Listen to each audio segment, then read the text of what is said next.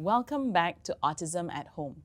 You are currently watching our starter kit to teaching children with autism, and this is Unit 2, an introduction to managing challenging behaviors.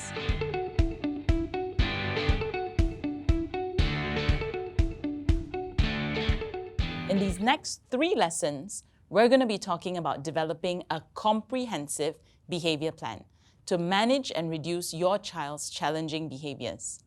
Now, there is usually not one golden strategy or magical answer that will resolve any child's challenging behaviors. It usually takes a comprehensive combination of many different strategies all working together at the same time in order to effectively reduce that particular challenging behavior. Keep in mind also that some behaviors may take months, sometimes even years to completely resolve. Remember back when we spoke about the third key strategy of ABA, which is practice?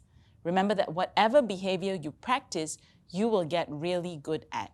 So if your child has been practicing crying or hitting or biting or stimming for years, reversing that will not happen overnight. A comprehensive behavior plan should have proactive strategies, meaning you do this before the behavior happens, as well as reactive strategies, meaning what do you do when the behavior actually happens. Proactive strategies can then be further divided into teaching strategies, which you can think of as the behavior you want your child to be demonstrating instead, such as listening nicely to you. And secondly, preventative strategies, meaning actions you take to prevent the behavior from happening in the first place. The rule of thumb is that you should be investing 90% of your time and energy into proactive strategies and only 10% to behaviors when they happen. Now, I know this may sound pretty impossible, and it's true that challenging behaviors are very hard to manage, especially if they are well established. But we want to reassure you that we have worked with many different challenging behaviors, from spitting, urinating, self-injurious, and other very dangerous behaviors like threatening to jump off balconies or using dangerous items like knives. In all these instances, we have managed to successfully reduce and in many cases completely stop the behaviors. It wasn't easy, but once you start to put in the hard work and effort, you'll start to see the results. So let's start with the first part of proactive strategies, which is teaching strategies. When it comes to behaviors, we often realize that many children on the autism spectrum lack the appropriate skill to cope with different situations they're in. For example, a child might scream and fall on the floor when they don't get what they want, instead of asking again nicely or tolerating waiting for that item. Another child might hit someone to get their attention, instead of saying hi or excuse me. We often can't just expect them to learn how to do the skills we want them to show. Instead, as usually, children with autism find it hard to copy what other people do in their natural environment. More often than not, they need to be intentionally taught the appropriate skill by an adult. Hence why these are all called teaching strategies. So a good question to ask yourself is, what skill do I need to teach my child so that they are doing that behavior instead of the challenging behavior I want to reduce? For example, a child who cries because they're hungry could be taught to say or communicate visually for food instead of participating in a challenging behavior.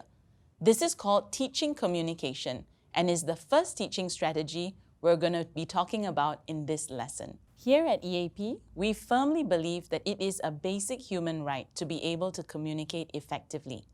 Keep in mind that communication here does not necessarily mean speech.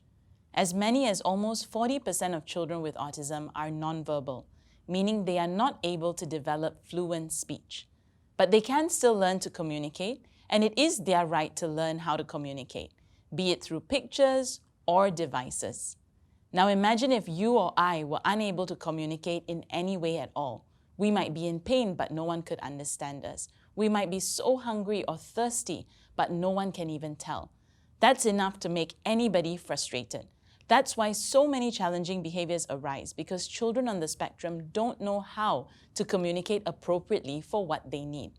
So cross-check across the board for your child. Is your child able to do these 9 critical communication skills developed by the founders of PECS? request reinforcers, request for help, request for a break, reject things, accept things, respond to wait, respond to instructions, transition between activities, follow a schedule. Take note of all the skills that your child cannot do consistently at this stage. These are the skills you want to focus on teaching. Next up, sometimes it's not about being able to ask for what you want. Many times in life, we simply need to tolerate things we don't like or don't want. This includes waiting for something we want, or being, as we call it, flexible enough to be okay when things don't go our way. Think of it when you or I are driving to work. Maybe we take the same road to work every day.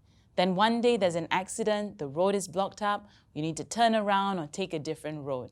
Now, you and I didn't have a meltdown or a tantrum in our car when this happened, hopefully. Hopefully because we have the skill of flexibility. You were able to adapt to the change in your routine. Now, changes in routines are particularly difficult for many children on the autism spectrum. But the reality is that change is always a part of life. So rather than trying to make everything the same all the time, it is important to teach our children to tolerate when things don't always go their way. Starting with small changes and then building up to medium changes and then big changes, practicing frequently enough, rewarding them so that they can learn to tolerate changes in life. The next teaching strategy is teaching replacement behaviors for less preferred behaviors. This most commonly applies to self-stimulatory behaviors or stimming. Now remember when we talked about functions of behaviors? What is the function of a stimming behavior? That's right, it is automatic reinforcement. The act of stimming itself rewards the child, and that is why they continue to stim. Stimming is, in our clinical experience, perhaps one of the more challenging behaviors to completely resolve. Our first aim then is to try and reduce it and contain it to specific times of the day or specific locations of the house so the child is not stimming all the time everywhere. The first replacement behavior you want to teach your child is how to play appropriately. This means having to intentionally teach them, for example, how to play with blocks, how to play with cooking sets, with Legos. The more your child is able to occupy themselves with appropriate play, the less time they have for stimming. The second replacement behavior is to find other behaviors that give your child that stimming input, but in a way that is less obvious or perhaps more socially acceptable and appropriate. For example, if your child likes to watch the fan spin, perhaps they'll like spinning toys or spinning around with an adult. Or if your child likes to jump off furniture, perhaps they will like a home trampoline. Now remember, children with autism experience the world differently than we do.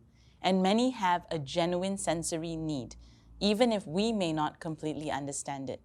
It is important to provide them with an appropriate outlet rather than to try to stop stimming altogether. Behaviors are a very complex topic, and stimming itself takes a lot of time to talk through. We hope to go over these in far more detail in our future videos. Now, the fourth teaching strategy is to teach coping skills. Now, all of us have difficult days, right? Sometimes we feel happy, sometimes we feel sad, sometimes we feel really angry. Now, it's okay to feel emotions, and we should never make our children feel like it's wrong for them to get angry or frustrated or sad sometimes. What we want to do is to teach our children how to cope with their emotions. For children who are younger or have less language, some strategies we could teach them when they feel overwhelmed by their emotions can include counting to 10, drinking some water, squeezing your hands, hugging something soft. It is important to trial and error as each child may have different coping strategies that work for them. For children who are older and have more language and understanding, they could benefit from more advanced coping strategies, like reading a book, taking deep breaths, asking for a quiet time, and basically just calming down. Now it's your turn. Remember those top 3 behaviors you listed and then wrote down the functions for? Now have a look at the 4 main teaching strategies. Which one of the teaching strategies does your child need to address the behavior? If you filled up your teaching strategies, well done. In the next video, we're going to talk about the second element of proactive strategies, which is prevention strategies. Stay tuned.